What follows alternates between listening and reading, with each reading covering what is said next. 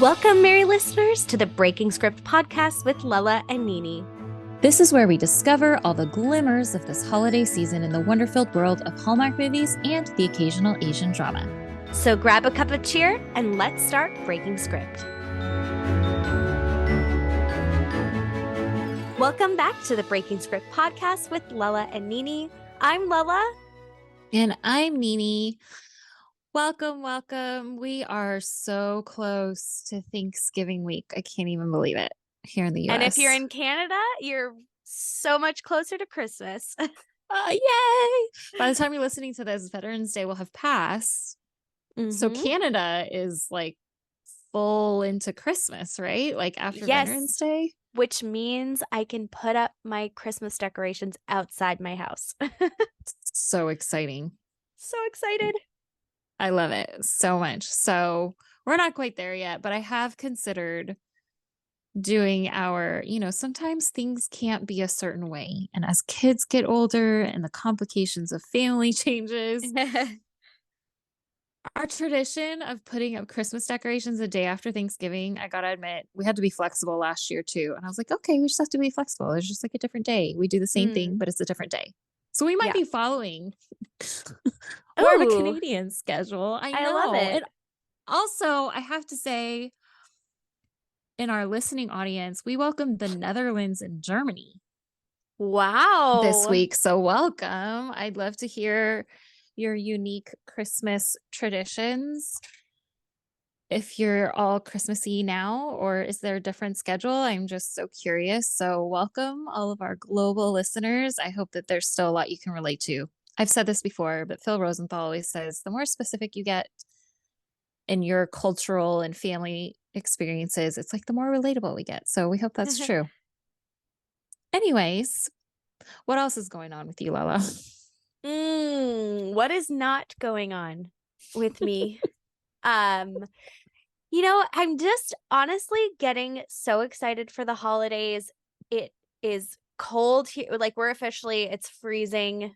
I'm about to break out my winter coat. We actually had, I don't know when this is coming out, but we had our first snowfall last week. You did? It only lasted for an hour. It was actually kind of like a freezing rain. It was more like ice pellets. Okay. But I was so excited. I love snow until the day after Christmas. And then I'm like, it can be done. Give me the spring. I don't like the snow that much. Yeah.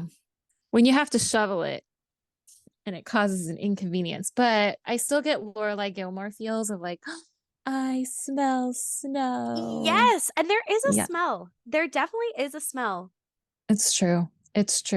Well, we're not there. We had the warmest. I think we had like a 70-degree day last week. Yeah. Oh, and our kids had like a junior high party at the park. So anyway, well, we're very excited that we get to share this holiday season some of Lala and Nini's favorite things. So hopefully you'll be looking for this Thanksgiving week. We want to have some merch also, but in case that doesn't come out until the week after Thanksgiving, we at least have the Christmas journal updated for you that includes the way home segments. Yay. But in addition, there's going to be some grounding movements, like a menu of like our favorite grounding hobbies and just like a list of our favorite things. Just a peek into Lala and Nini's favorite things, but that really support self-care and mental health for this holiday season. So be looking for that. But I feel like we have a lot to say about this episode and this movie, so I feel like we should just jump into it. Let's jump in. So today's movie that we are covering is Never Been Kissed.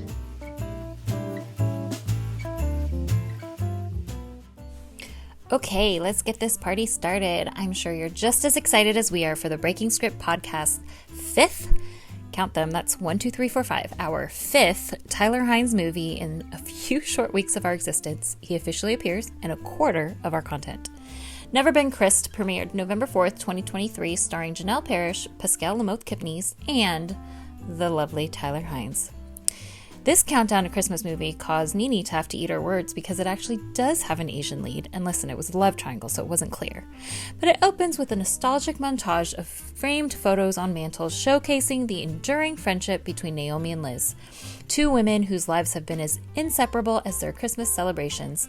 As we flip through photos of their childhood and festive moments together, the scene smoothly transitions to a present-day snapshot of Naomi and Liz gracing the cover of a tech magazine, marking their success as co-founders of Best Pal. That's singular, not plural, of Best Pals. Best Pal is an app designed to foster meaningful friendships. The whimsy begins in a kitchen where Liz, with her blonde hair shimmering, imparts pearls of wisdom to Naomi, the Asian American co-founder, about the tricky world of dating apps. Their banter is light and humorous, a nod to their unshakable bond. Liz, the pragmatic one, rehearses talking points for an upcoming pitch. We need money, so give us money. Simple, yet to the point. Naomi, the eternal optimist and romantic one, reassures her, we've got this, before drawing Liz's attention to It's a Wonderful Life playing on TV. Their light-hearted debate about George Bailey's life choices is a clever nod to the movie's themes of love, regret, and the value of friendship. Liz asks Naomi if she has any regrets she would want a do-over for.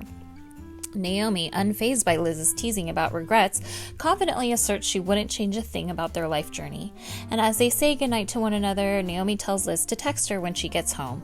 The scene humorously shifts as Liz walks out the door, only to enter the house next door texting Naomi that she is safely home, a heartwarming display of their adorable next-door neighbor BFF dynamic. The mood shifts slightly as they pitch Best Pal to an investor over a meal. Despite the investor's admiration for their story and mission, the harsh reality of business sets in. No funding until the new year. Liz is disheartened, but Naomi, ever the optimist, sees this as a start of their vacation. Yet a tinge of disappointment lingers. Naomi's perspective over breaking tradition to spend Christmas with her mother in their hometown, especially since her father's passing, contrasts with Liz's strained relationship with her own mother, though both unhealthy. Their conversation about setting boundaries is both poignant and humorous, filled with a witty reference to the Lorelai and Rory's mother-daughter relationship in Gilmore Girls. The plot thickens when they unexpectedly bump into Chris Silver, their high school crush. Well, every girl's high school crush, apparently. They're at their hometown local coffee shop, and his casual remark about their celebrity status in their hometown sparks an awkward exchange. Liz is super awkward, and Naomi is super awkwardly interested. Both Naomi and Liz's hidden feelings for Chris add a layer of complexity to the encounter. Returning home, they're greeted by a festive holiday extravaganza courtesy of Naomi's mom, Linda. The house is adorned with Christmas decorations, setting a cheerful backdrop. Linda's plans for the holiday include Christmas crafting, Christmas baking, and an ambitious Christmas movie marathon, showcasing her enthusiasm for their first Christmas at home in about 6 years. Meanwhile, Liz faces passive-aggressive comments from her own mother about her absence in family events, further highlighting the contrast in their familial relationships. An unexpected reunion at the bar later that night is filled with humor and nostalgia as Liz and Naomi reunite for the night wearing the matching ugly Christmas sweaters Linda bought for them. They hope they don't run into anyone they know, and of course the first person they immediately run into is Chris Silver and the cool kids from high school. That's how Liz refers to them. Even though they're all in their mid-30s now, they still make Liz feel like an awkward, invisible teenager. Naomi assured her they're the cool kids now since they're tech celebrities.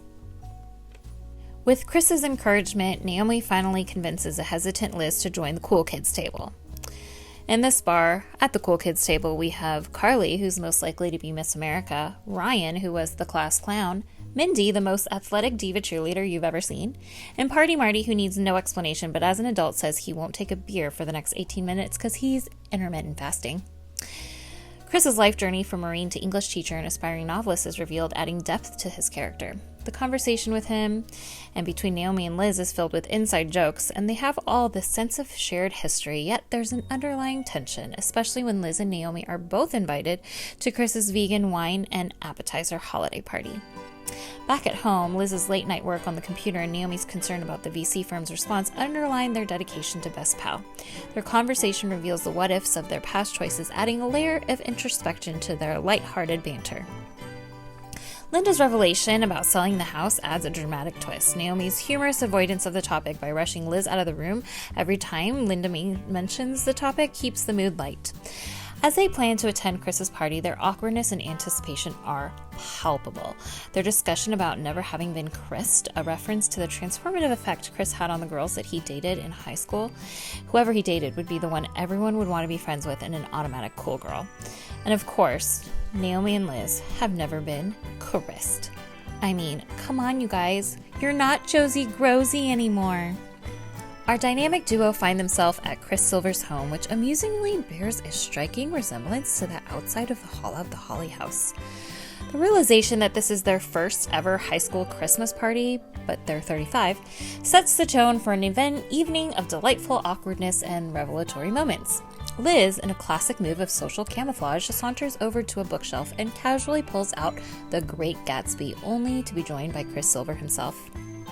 His confession about his master's thesis on the novel and his hope that it sounds cool is both charming and endearingly nerdy. The conversation takes a flirtatious turn as they discuss the themes of soulmates and undeniable magnetism, hinting at a budding connection between Liz and Chris. The evening's entertainment is Never Have I Ever, the Christmas Cookie edition. It brings laughs and confessions. Carly's admission of cheating to become the Jingle Bell Queen an astonishing 11 times is a comical revelation. And when it's disclosed that almost all the girls had a crush on Chris, except for Liz, who stubbornly refuses a cookie, it draws Naomi to Chris's attention. Their ensuing conversation is lighthearted, yet loaded with some high school memories, but mostly awkward, flirty blushes. Chris's invitation to a gingerbread decorating event at the local bakery sets the stage for a potential romance. Or is it a group hang? Like, dude, what is this? Liz and Naomi share a heart-to-heart, revealing their insecurities and differing views on romance. Liz, ever the pragmatist, questions the logic of rekindling a long-distance high school crush, while Naomi yearns for a storybook love.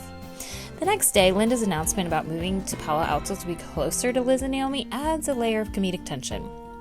Naomi's frantic listing of all the reasons why Palo Alto is a bad idea, including snakes and droughts, and highlights her struggle with setting boundaries. A hilarious encounter ensues when they run into Chris while shopping at Carly's boutique. Their attempt to hide behind a rack of clothes is both comical and a testament to their lingering high school insecurities. Chris's revelation about his woodworking hobby and his handmade tea boxes for Christmas gifts to everyone paints him as the almost too good to be true man in Naomi's estimation. The gingerbread decorating event at the local bakery with its vegan everything, all the ingredients, brings a flirtatious edge as Chris seems to charm both Liz and Naomi.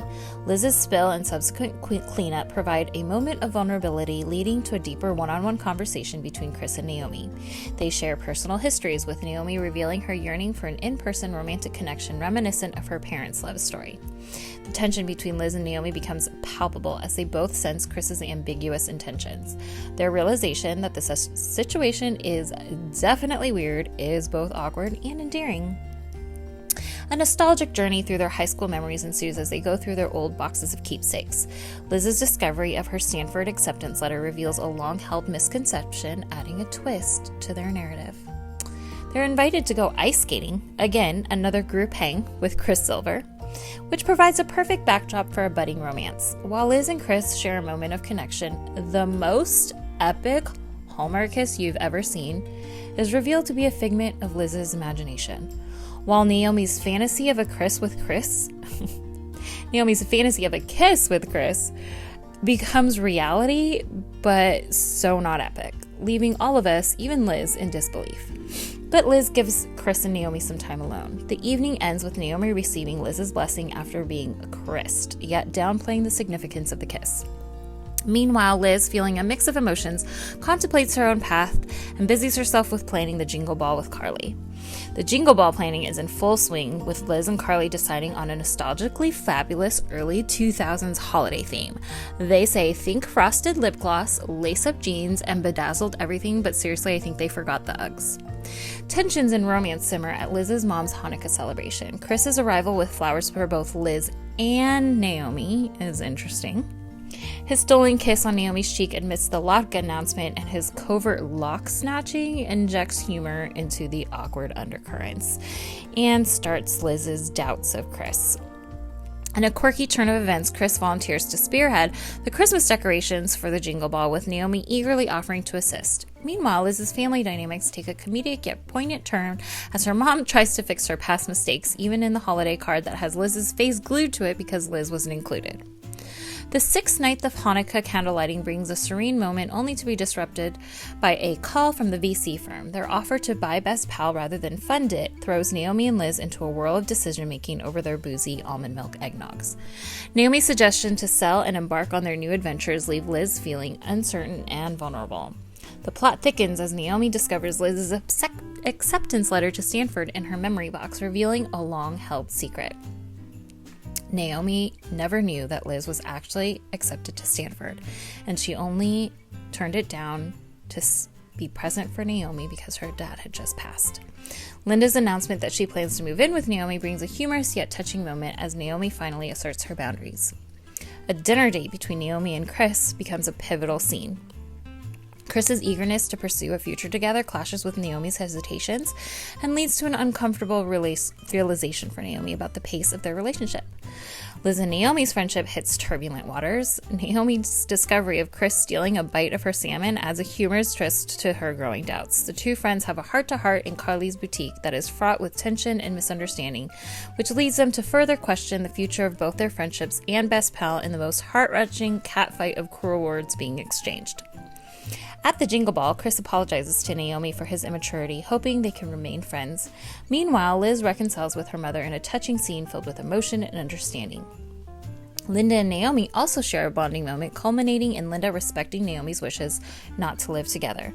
Naomi realizes she needs to step out of Liz's shadow and forge her own path. The Jingle Ball itself is a festive affair, with Liz confidently hosting and Naomi arriving in the satin dress Liz chose for her anyway.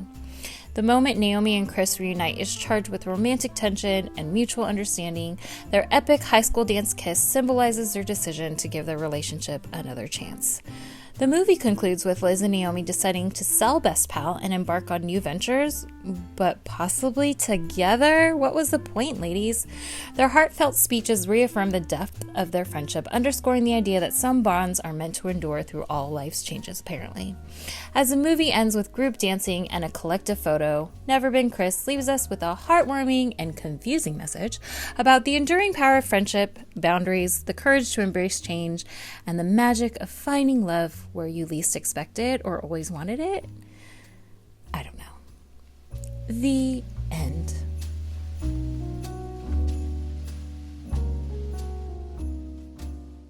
I have so much to say about this movie.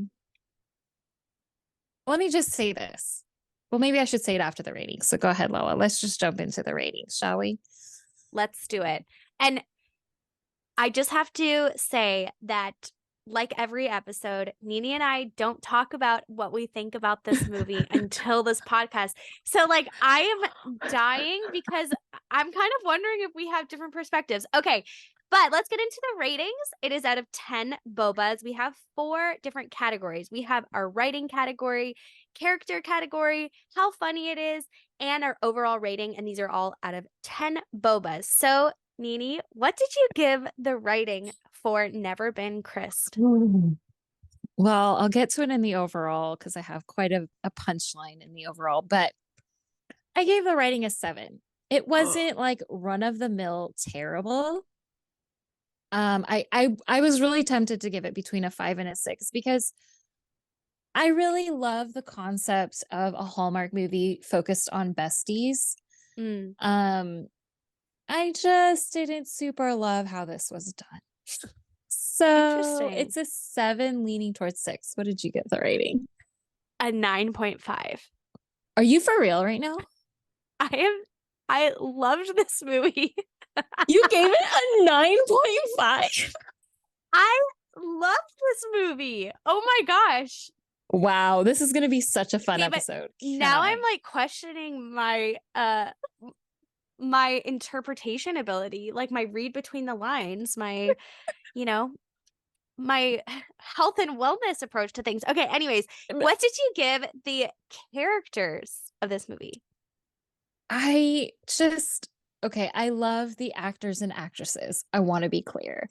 Janel Parrish, I love Janel Parrish. If you're Mm. familiar with To the Boys I've Ever Loved, To All the Boys I've Ever Loved, trilogy on Netflix.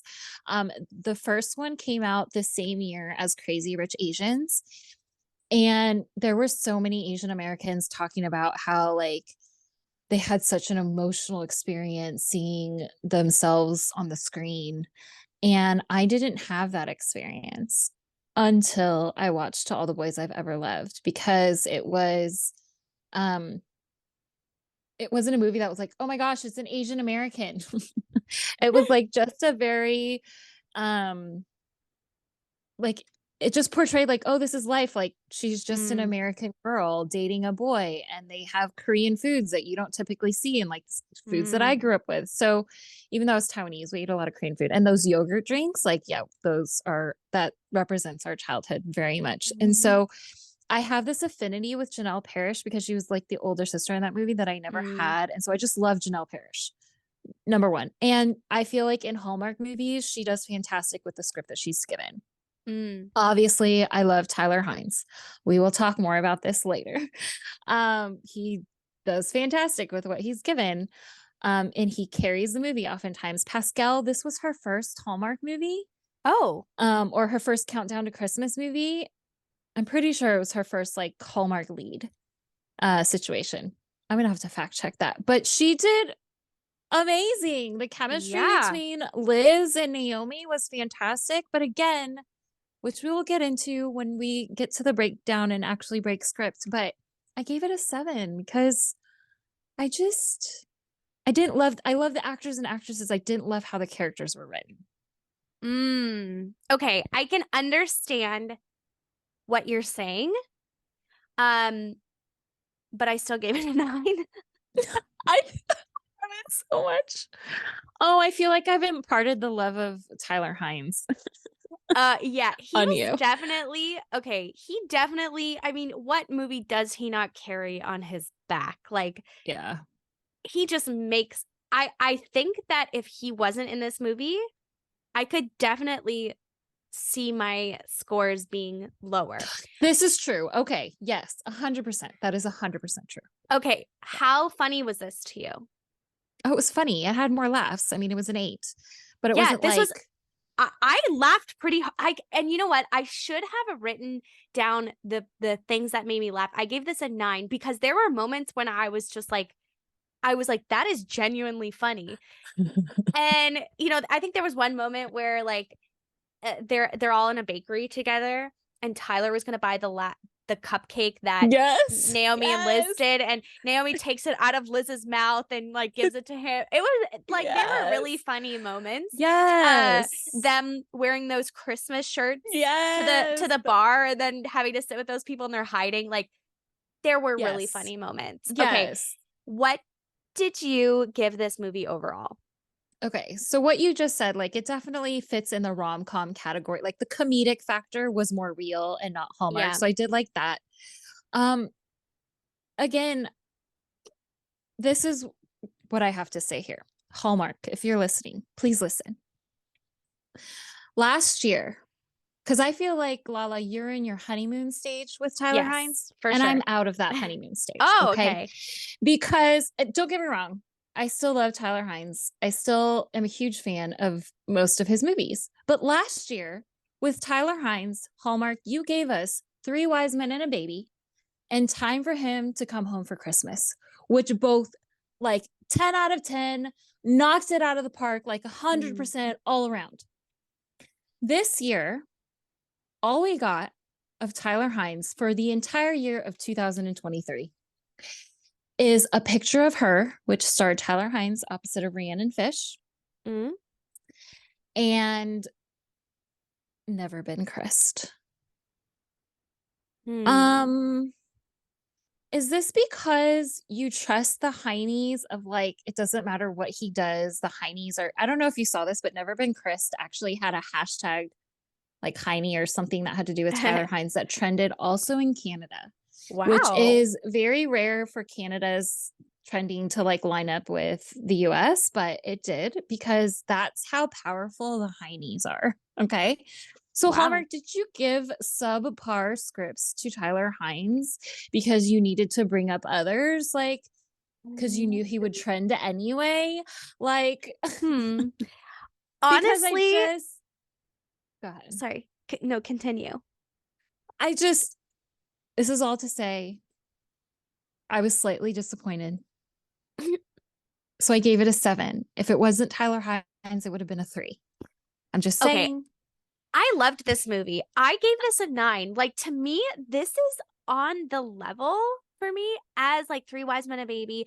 It actually, to me, bumps the place of Take Me Back for Christmas.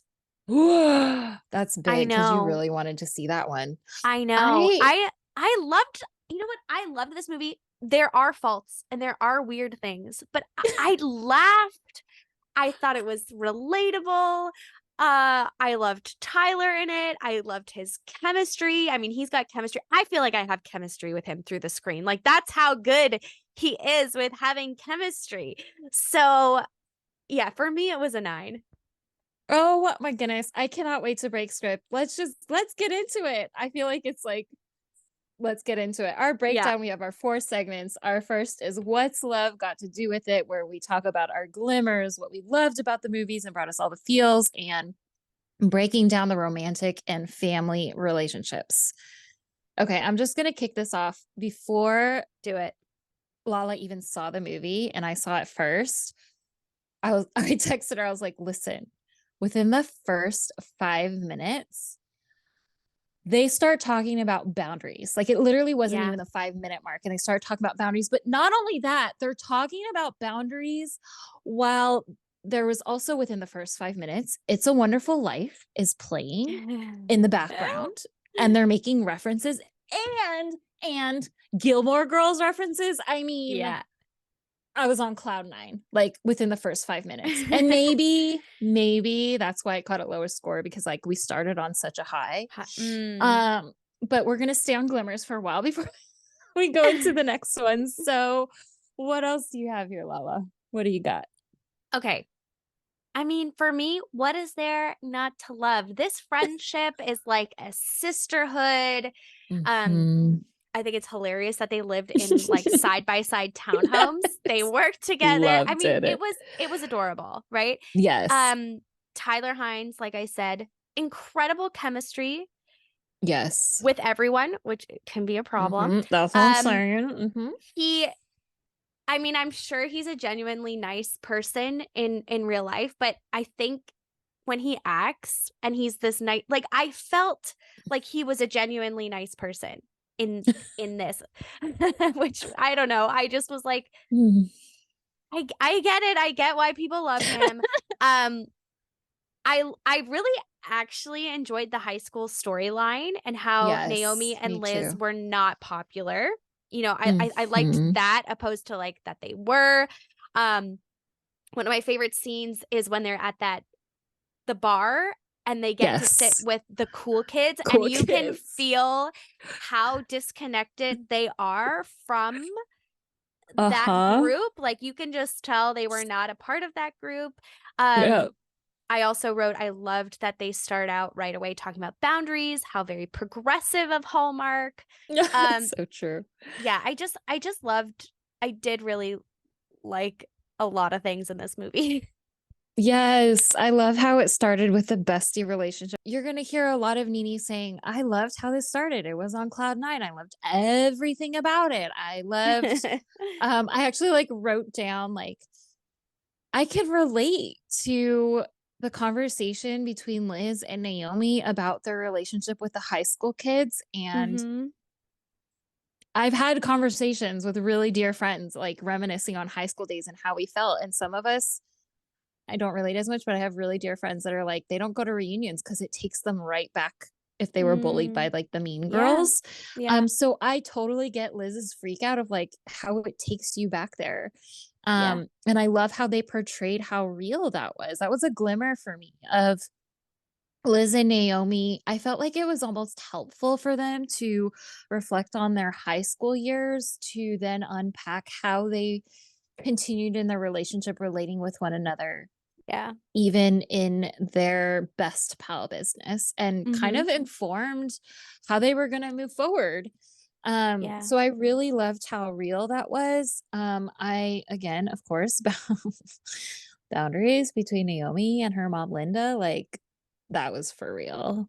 Mm-hmm. Um, and maybe I realize probably ones that are like more true to life for me that are a little bit more triggering, that make me notice what I'm noticing, and I have to like take time to sit and ground and get curious about it. I was like, okay.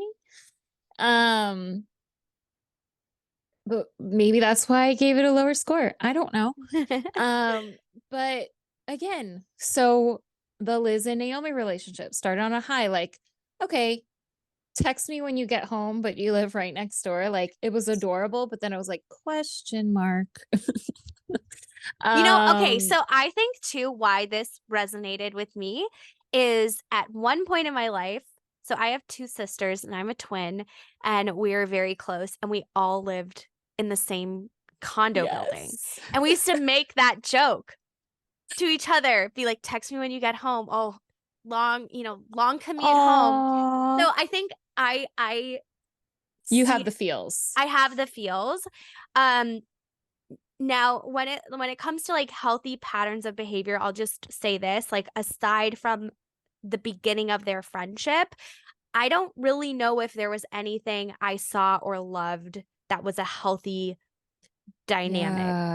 Yeah. I Yeah. think that's where we differ from other movies, is like they come from a great family and we're typically like, "Oh, there's not much to comment." Here there's not much to say because I didn't see a lot of healthy relationships. Yeah. Yeah. 100%. 100%. Oh, and I have to take back what I said. I think on one of our boba breaks, I was like, oh my gosh, there's not a single Asian lead. And I apologize, Janel Parrish. I know you're Asian, but also it wasn't clear because it was a love triangle. So I wasn't sure that she was the lead either. Because even when the movie started, it was like you weren't really sure if it was going to be Listen, Naomi or that is, Liz, yes, that is right? one of my, that is, we can get into that, but that was one of my issues with this movie. Uh-huh. And uh-huh. Yep, that was big. So that's a bigger issue for me, that like overshadowed everything else. And then yeah, like I love, again, everything started off, all the feels. My bigger sections are gonna be, like you said, it's gonna be the yeah, don't go chasing waterfalls. And I go away with the poodles already are really long here, even though the writing is more quality and the Yes. comedy was quality. So it made it an enjoyable movie. It felt a lot Um, more like how it was written and how it felt a lot more like Three Wise Men and a Baby than the other movies to yes. me. Okay. You're right. Yes. In that Even sense, more it than is. it was time for him to come home for Christmas. Even though I loved that movie, this movie felt more reminiscent of Three Wise Men and a Baby. Yeah, absolutely. The writing style and the humor and the ensemble type where they're like, Mm-hmm. I was really impressed with how well they developed the character of Carly and gave Carly and Liz time. Like that was impressive. I felt like they did well Yeah. and really Yes. followed that storyline all the way to the end, where there was some sort of like redemptive change, Yeah. that came in the end with Carly. Like that was really beautiful. So in that sense, yes, they did good with multiple character developments, keeping the humor and keeping it engaging and interesting. 100%. But let's just move on, because most of my content is going to be in the yeah, Yeah. don't go chasing waterfalls. And this is the segment where sometimes the Omo Nardar, a narcissistic raider, comes out. um it's interesting because that didn't sound off. Okay, did I've ever told you the Omo Nardar? The sound that I hear in my head is like the minions. What? Beano, Beano. Anyways, squirrel. That's what I hear in my head. And it didn't necessarily go off for me. There's just so much unhealthy to unpack. So where shall Mm. we start, Lala? You want to just dive in here? Yeah, well, I mean, the flip side to Naomi and Liz's relationship is that as the movie unfolds, you start to see how that friendship has actually held them back from Hmm. things. And this can happen both in friendships and relationships. You know, ultimately you have to make decisions for yourself, or you're going to end up resenting the other person Yeah. down in the line, which you start to see unfold between the two friends.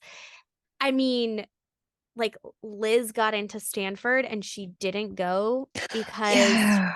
Naomi What? wasn't gonna be there. Like, what the heck? And then That she is didn't tell her for 15 years. That's more than 15 years. Like, I cannot. yeah, they became too codependent on each other. Um, Mhm. and I think they just stopped being able to do things on their own. I mean, and then there's the family dynamics, like, yikes. Um, I think I identify more with Naomi, not in relation to her relationship with her mom and the boundaries there, just in the fact that I struggle to have boundaries with anyone. And like, I tend to let things happen because I can't say no to things. And Mhm. it's at the expense of my physical health, my mental health, because I don't want to let anyone down. But I wanted to Mhm. ask you, Nini, like, how would you, because I more so identify with Naomi's patterns of behavior in not having boundaries, but what do you feel like Liz's dynamic is? How would you describe that dynamic that she has with her mom, and just resentful? Like, Yeah, that's complex, right? Because if I pulled the Omo Omo Nardar out, it would have been for Liz, like a very covertly. Because if you oh, think about it, their relationship started off codependent. Even, well, they didn't give a lot about their childhood because I feel like in the no. beginning, I loved the cold open, how it started with pictures of them. Like that was amazing. Yes. Of because it looked like they were childhood friends, like not just junior high and high school. But it sounded like in high school, um, Naomi didn't go to all the dances, and Liz didn't like explicitly say this until they're adults, right? In this movie, Mm-hmm. but it's probably subconscious where Liz didn't want to go because she knew Naomi would get asked to dance and she wouldn't. Like it seemed like there was this if you were gonna rate people, which it sounded like Liz did, Uh, right? She did it to herself where she rated Naomi as more popular than she was. And so she hmm. was possessive of Naomi. Like I definitely, there's group dynamics in most high school, junior high relationships where I definitely had the friend. Did you ever have this dynamic where like you had a friend who was like the people pleaser, super kind to everyone, not necessarily like popular, like not with the popular kids, but she's just this like the kindest, most caring. And so Mm. everyone wants to be her friend. Mm-hmm. Um, and you could have like a really possessive friend in the group that like consumes that one person's time and doesn't allow them to Mm. be friends with anyone else. Mm-hmm. I feel like that's kind of what happened with Naomi and Liz. And so um Interesting. I feel like in terms of it seems like I don't know when we didn't hear like when Liz's dad left. It wasn't even clear if Jojo was a half sister or a stepsister. Mm. But it was clear that Liz was going through the complicated like emotions of a family splitting up and her like feeling like she doesn't belong with her own Yeah. family because obviously her mom was struggling and going through probably some sort of depression and Right. struggling to just do all the mom things and show up for her. But where when you have an experience like that, you can tend to isolate and start to create your own reality. And Yes. sometimes that's what a narcissist does, right?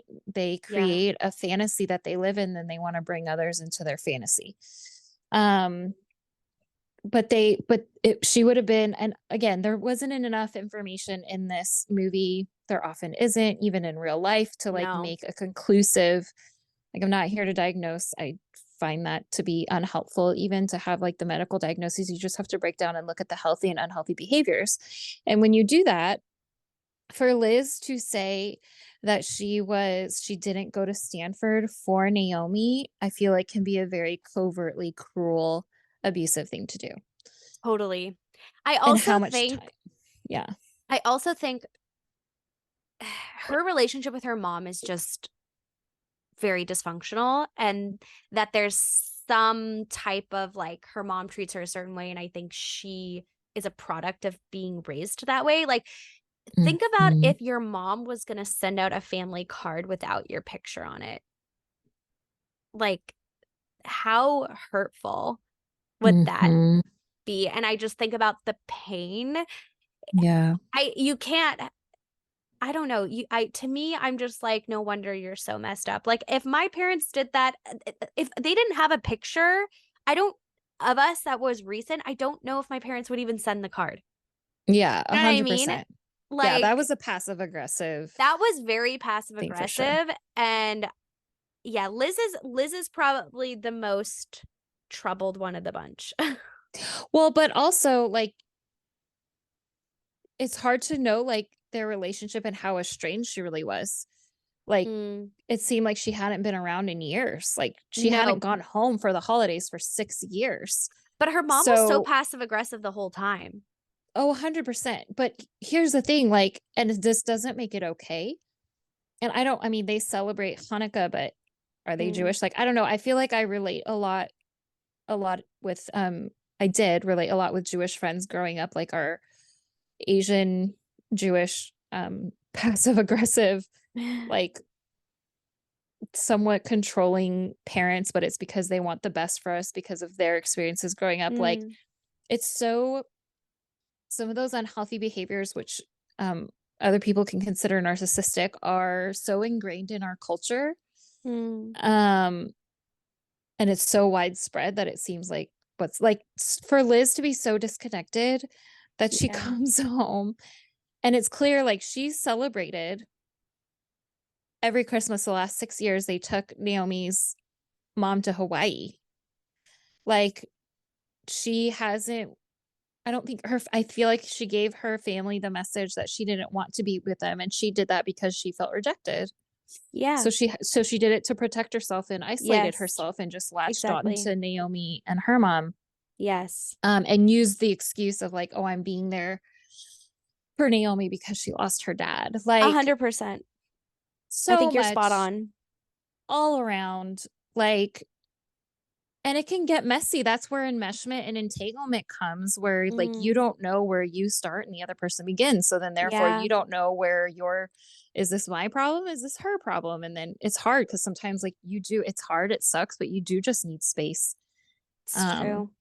Anyway, I feel there's just so much unhealthy, like all around and in the key relationships here. So I feel like don't go chasing waterfalls and I go away with the poodles already, like really overlap a lot here. Yeah. Because Naomi's mom, like really not respecting any boundaries. Like I can so relate to that. Like some people like they just like have zero even awareness that they're even doing it. She's really clueless. Yeah. And it's hard to communicate, especially they didn't portray here, especially when there's a language barrier. Like that is real, a language and culture barrier. It is for real. But they portrayed it like that, but then she's not making any Asian food. And that was really disappointing. I was like, you're making what? You made Naomi a Yule log and her favorite thing is a Yule log. Like, wait, what is a Yule log? I've never had one. I don't think I've ever had one. I feel like I've seen them in catalogs and have had friends' families. Is it just like the rolled up cake? Yeah, and it looks like a Christmas log. Okay, maybe I should make one this year. Anyways, squirrel moment. I know. I didn't like it. Like, couldn't you have chosen something better? Like, why was that her favorite? And why did Chris Silver have to be a vegan and say that? Oh my gosh. I literally am like, what the heck is about this vegan stuff? And no offense to the vegans. There's nothing wrong with that, but it would just felt like a very obscure point that they kept making. And I'm like, okay, so what? He's vegan. Maybe sometimes pescatarian. Yeah, literally. Okay, no, listen, I love vegans. I was vegan for a while with my mom. Don't hear me on this. This is nothing against vegans, but you did not tie it into the storyline well enough. No. Literally this point and this point alone ruined the entire movie for me. Because the Yeah, his entire reasoning dynamic, was bad. yes, He just wanted to be because he different. said he was doing it for him. He wanted to do it for himself, but he clearly wasn't, because he clearly wanted to eat fish.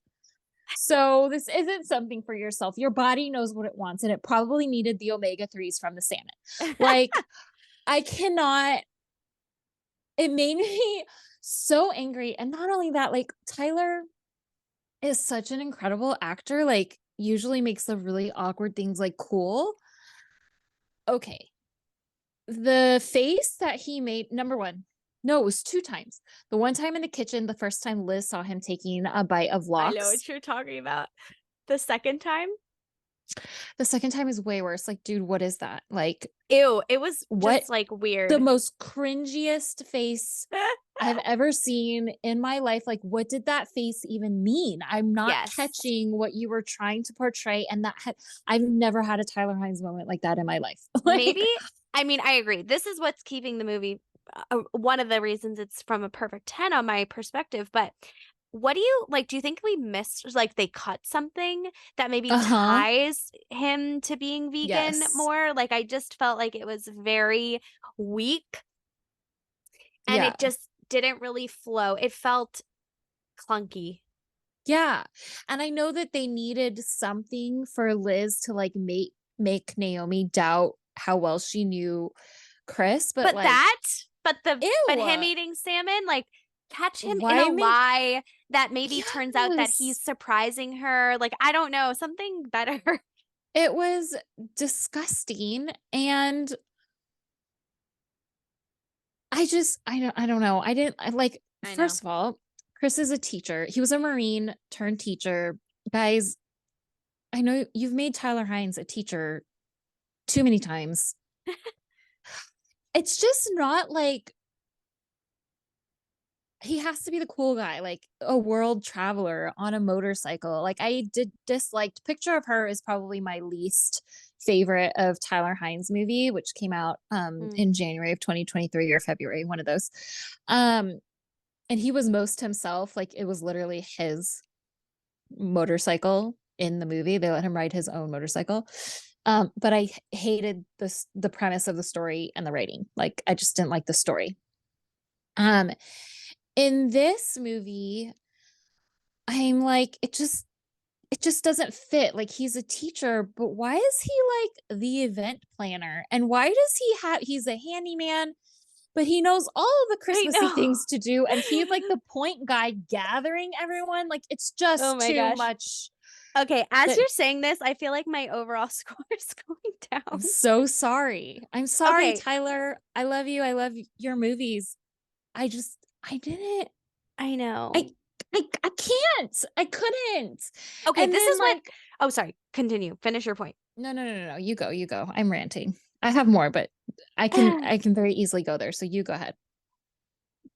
My thing is, like, do you think that anyone over the age of 35 or even 30 is still really concerned with what happened in high school? Like, high school is defining years, but they all seem stuck in high school years. And who actually has a high school reunion every single year the night before Christmas Eve? And let me tell you this. I was nominated in high school to be the one that I'm like the reunion committee. Me and this other girl have to do it every 10 years. I That makes totally sense. regret signing up for that when I was 18 years old because now I'm stuck with it. And I had to do it um on our 10 year. Anyways, I'm like, 10 years is even too close, together. It's Every true. year they get together on the eve of Well, Christmas Eve. Your that high was school. What? that was that was not clear to me. I didn't That's the other thing. Like, there was a lot in the writing and the storyline that wasn't clear. Like, Mhm. in the Never Have I Ever cookie game, which Oh, that I was can't even, I have just, so much yeah. other content, I can't even get into that. Oh, The that's Never Have I funny. Ever cookie game, Carly says that she cheated 11 times. Okay, hold on. Even if you have Jingle Ball for junior high and high school, that's 6 years. No matter what country you're in, you're not going to have more than 6 years in your junior high and high school career. No, I think she was saying she put in 11 ballots. Oh, I thought she meant like she cheated for 11 different jingle balls. And I'm like, how are we No, doing the math here, no, people? no, she put in her name 11 times in the ballot box. Oh, okay. See, that makes sense. See, stuff like this I wasn't mean, clear. still, but you're right. It's not Still, clear. okay.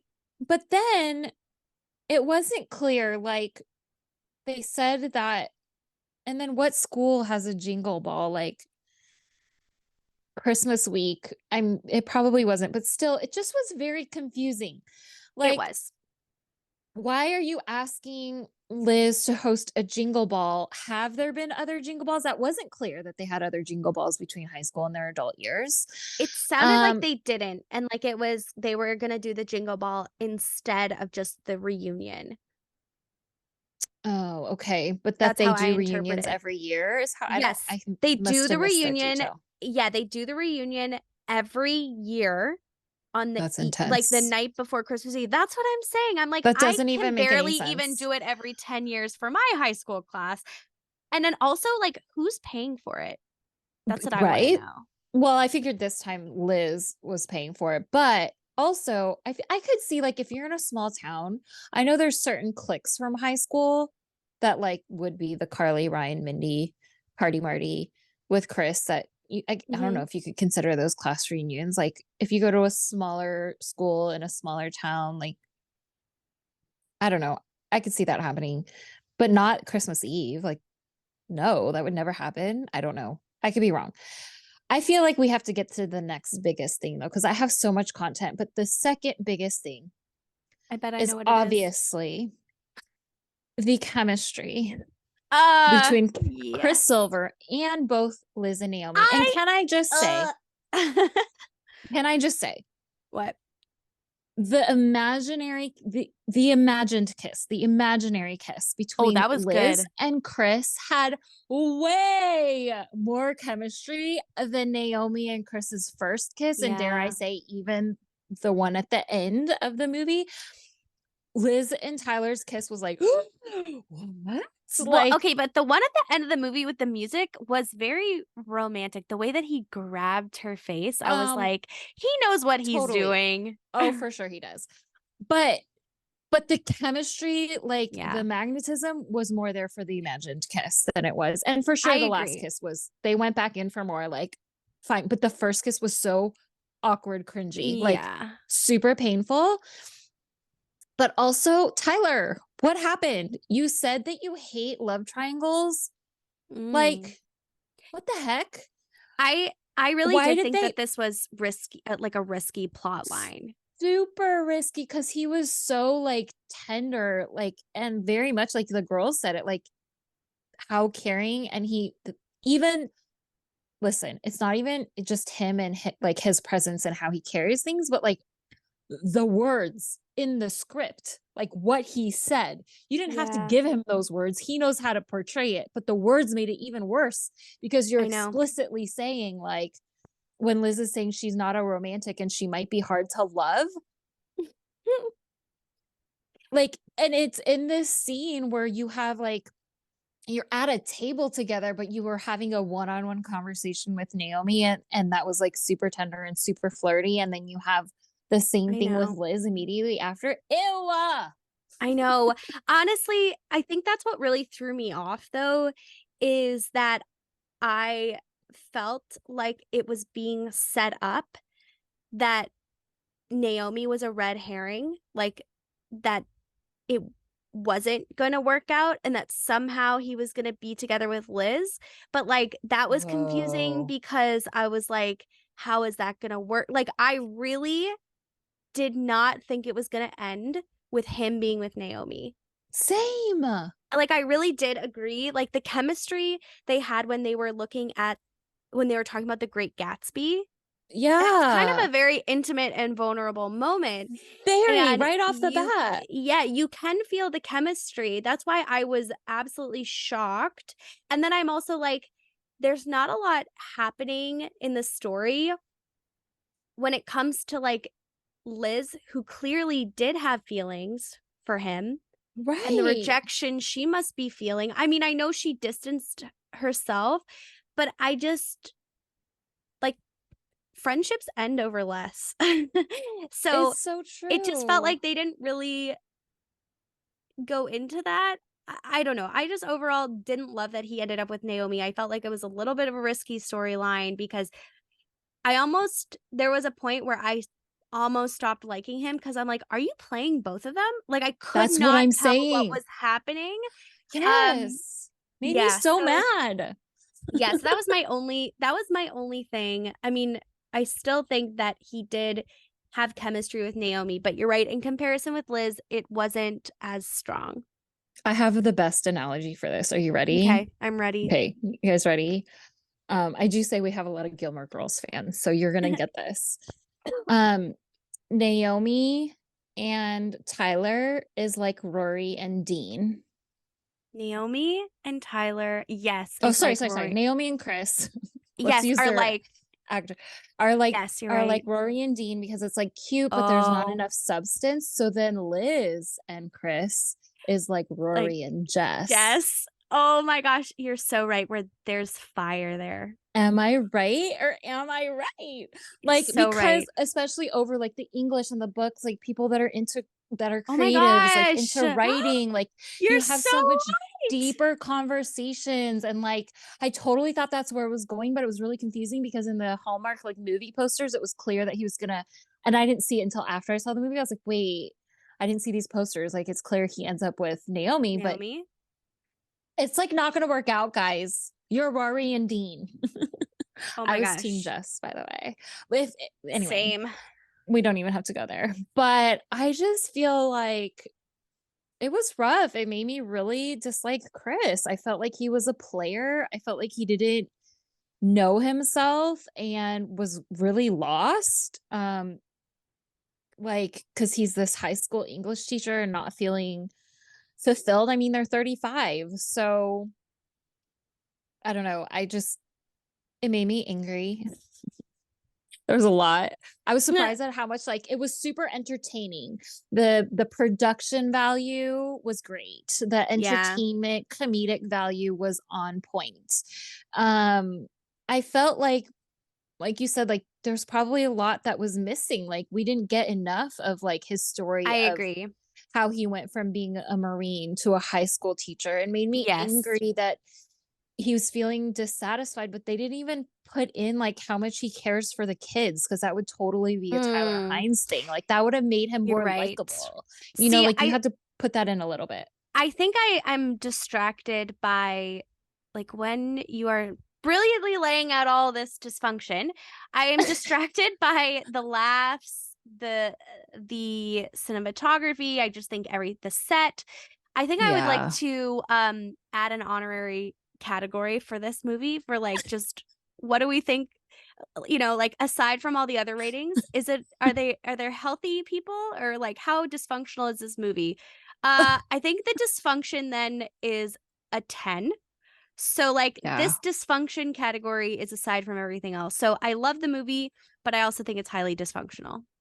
Yes. And I think that's important to notice. Like, and spoiler alert, we might review some old non-Hallmark rom-coms with some guests here in the future because we have all these feels about um the classic rom-coms from the 90s and you go back and watch them, you're like, is this for real?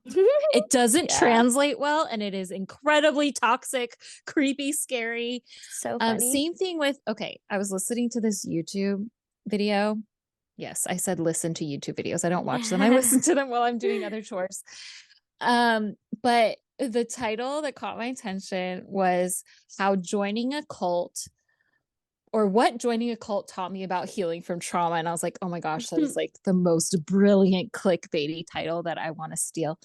But the guest, the licensed therapist who was speaking, it was so brilliant because she was talking about how like pretty much anything can become cults. The host is saying like, comparing and talking about, because they were talking about dating. Mm.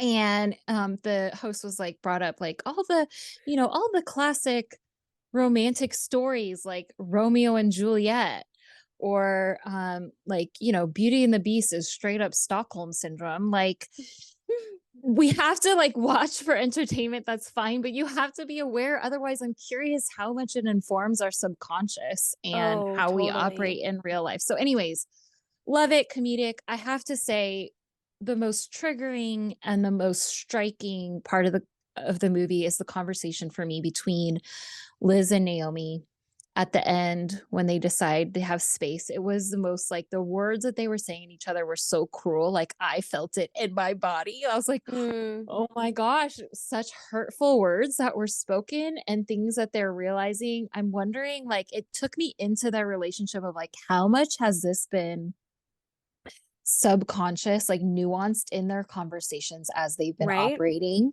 that we Yeah, didn't get a chance to see, like totally. in their day to day, just working with one another. And then I was really disappointed because they came to a point where it's like, well, we clearly need some space for one another. And then they ended with like, together forever, like besties, we're gonna do everything together. Like, ay vey. Oi, with the poodles already. Super unhealthy. I just couldn't. I think we have to end there because I I can't. I'm just gonna keep repeatedly saying comedic, haha, funny, entertaining. There's a lot I didn't like about it. So are we ready to move on to the Yeah. Jayo fighting happily ever after? What we think happens after the movie and who we are Okay. rooting for. I'm so curious. Your creative story skills here. Okay, so I think that Naomi and Chris, despite a little bit of lackluster chemistry, they're going to remain together and they're going to stay living in the town that they're in. And then Liz decides she does need space. And you know what? She needs to become her own person. And so she decides to go off on her own and she creates a new company. And she's thriving, they're doing well, they're staying in touch, but like good separation. Then she's got to come back for the wedding of Naomi and Chris. They're going to get married. Oh, wow. And she's the maid of honor, but she meets Chris Silver's older, more mysterious brother, who's like Okay. some type of like successful business person, entrepreneur, Okay. and they hit it off. And it's their story.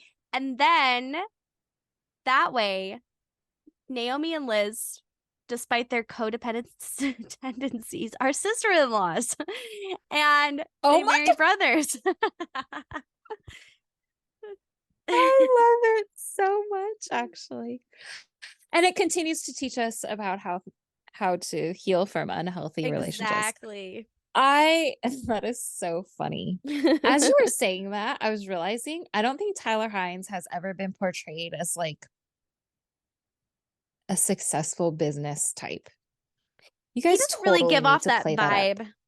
No, he Yeah. doesn't. But let's try it because I feel like we've overdone How teacher. about we normalize normal jobs in Hallmark? Like, what about a mechanic? Or Oh, what he's about, been a mechanic. okay, what It's about in a movie a, called like Mechanics for Love and it's on Pixel. I highly recommend it. okay, what about like a mailman or something? Like, what if all these Oh, realtors, teachers, Marines, you know, it's so interesting to me. Like, let's do it. what about a secretary A or male secretary, a a male male executive secretary? assistant. Exactly. Why don't we Yeah, just like normalize normal jobs, Hallmark? let's do it. Oh my goodness gracious. Well, that brings us to the end of our episode of Breaking Script with Never Been Christ. We hope you enjoyed because we know you are such huge Tyler Hynes fans. Don't at me. Don't hate me because I still love Tyler Hynes. Tell us though if you disapprove of my review. I would love to hear and tell me, talk it up for me. Please. Mm. I would love for you to tell me what you loved about it. But that's it. The end. That's it for Tyler Hynes for 2023. I'm like really sad. Mm. Well, But we have Merry Scottish Christmas to look forward oh, to. I'm so So excited for that. exactly. Well, All right. thanks for breaking script with us today. Check out our show notes for how and when to watch these movies, and be sure to follow so you never miss an episode. Bye. Fighting.